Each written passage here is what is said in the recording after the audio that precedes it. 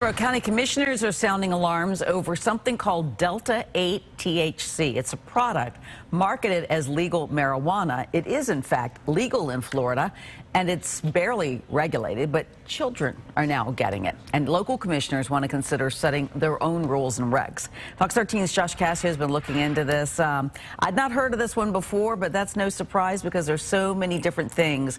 Delta 8 THC. Tell us all about it.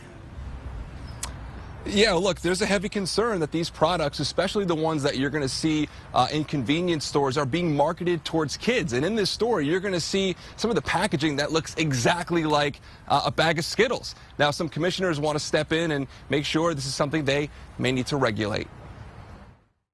Hello, everyone, and I know you're hungry, but you don't want to try that candy. In front of the Hillsborough County Commission, Ellen Snelling, a board member of the Hillsborough County Anti-Drug Alliance, lays out her fears surrounding Delta 8 THC, a fairly new and legal alternative to medical marijuana. Delta 8 is the latest drug trend that our children and grandchildren know about, but parents and grandparents have been kept in the dark. Delta 8 is said to be about 2/3 as potent as cannabis. It's often sold in places like gas stations and smoke shops. It's all legal due to a loophole in the 2018 federal farm bill. Snelling says Delta 8 products are sometimes packaged to entice children. This Skittles type bag, for example. She says locally kids have already gotten sick mistakenly ingesting it. After testing was completed, she was shocked to find out that he had marijuana poisoning. The clerk had made a mistake and accidentally given him the THC enhanced cake pop. It had 100 milligrams of Delta 8 THC. There's no age limit on these. It's not 21 and up.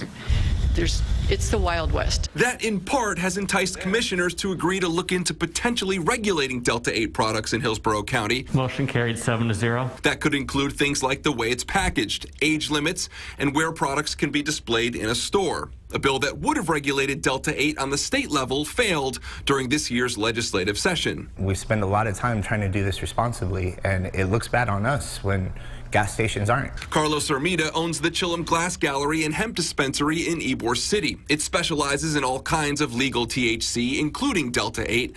The store is only open to those 21 and up. Ermita says he welcomes regulation, but not over-regulation. I think what could potentially happen with this council meeting is that they prohibit Delta 8, and then all of a sudden there's a new black market in Hillsborough County. And we do know at least 20 states have either bans or regulations on these products. We did get a statement as well from Hillsborough County Commissioner Stacy White. He says, in part, my goal is not to ban Delta 8, rather to regulate products that can be confused for non-medicated products like candy. He went on to say he wants to protect citizens, Cynthia, especially children. Yeah, exactly. It's all about keeping it away from the kids. That's for sure. Thank you, Josh. Yeah.